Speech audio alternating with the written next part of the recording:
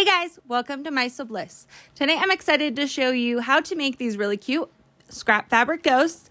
I used 1-inch ripped pieces of scrap fabric and then a balloon, these old cups that I have for crafting, and then this is really important, Mod Podge fabric stiffener.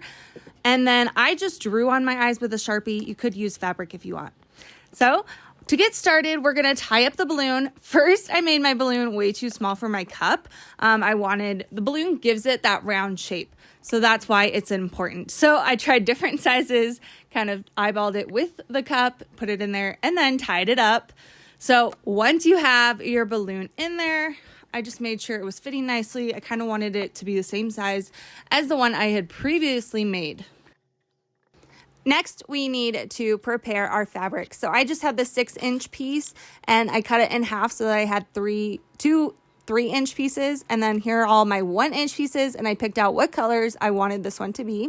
Then I'm going to pour the Mod Podge fabric stiffener onto a plate and dip those really large pieces into it. I'm wringing the fabric out a little bit so I don't have like too much of that fabric stiffener on it, but it is covering all of the fabric. Then I'm just going to layer it over this balloon.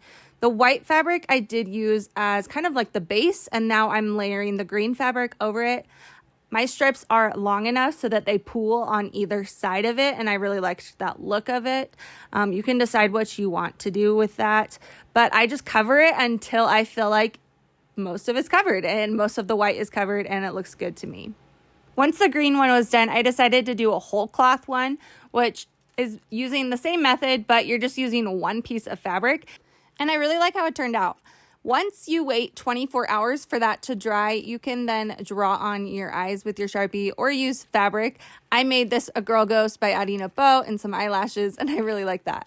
I then also trimmed my edges. You can see these ones, I kind of made them curl out more, and I really liked that.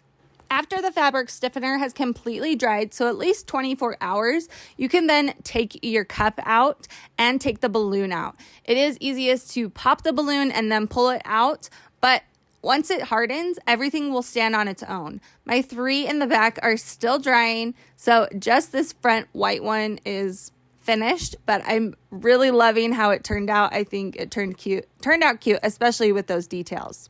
Thanks so much for watching, guys. I hope you enjoyed this video. Make sure to give it a thumbs up and to subscribe, and I will see you guys next time. Bye!